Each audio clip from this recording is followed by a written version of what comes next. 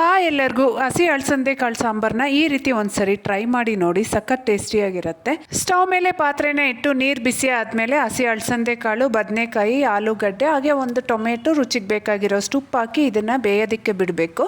ರುಬ್ಬೋದಕ್ಕೆ ಅರ್ಧ ಕಪ್ ಹಸಿ ಕಾಯಿ, ಒಂದಿಡಿ ಕಡಲೆಪಪ್ಪು, 2 ಸ್ಪೂನಷ್ಟು ಸಾಂಬಾರು ಪುಡಿ, ಇಷ್ಟ ಇದ್ದರೆ ಸ್ವಲ್ಪ ಕರಿಬೇವಿನ ಎಲೆ, 4-5 ಎಸಳು ಬೆಳ್ಳುಳ್ಳಿ, ಸ್ವಲ್ಪ ಕೊತ್ತಂಬರಿ ಸೊಪ್ಪನ್ನ ಹಾಕಿ ಬೇಕಾಗಿರೋಷ್ಟು ನೀರು ಹಾಕಿ ಚೆನ್ನಾಗಿ ರುಬ್ಕೋಬೇಕು. ಅಷ್ಟರಲ್ಲಿ ಕಾಳು ತರಕಾರಿ ಸಹ 80 ಭಾಗ ಬೆಂದಿರುತ್ತೆ. ಈಗ ರುಬ್ಬಿರೋ ಮಸಾಲೆ ಹಾಕಿ ಚೆನ್ನಾಗಿ ಮಿಕ್ಸ್ ಮಾಡಿ ಇದನ್ನ ಕುದಿಯೋದಿಕ್ಕೆ ಬಿಡಬೇಕು. ತುಂಬಾ ಜನ ನಾನು ಸಾಂಬಾರ್ ಪುಡಿ ಯೂಸ್ ಮಾಡಿದಾಗ ಖಾರದ ಪುಡಿ ಯಾಕೆ ಹಾಕಲ್ಲ ಅಂತ ಕೇಳ್ತಾರೆ. ಸಾಂಬಾರ್ ಪುಡಿ ಮಾಡಿಸೋವಾಗೆ ಖಾರದ ಪುಡಿ ಸಹ ಮಿಕ್ಸ್ ಆಗಿರುತ್ತೆ, ಸೊ ಅದಕ್ಕೆ ಹಾಕೋಷ್ಟಿಲ್ಲ.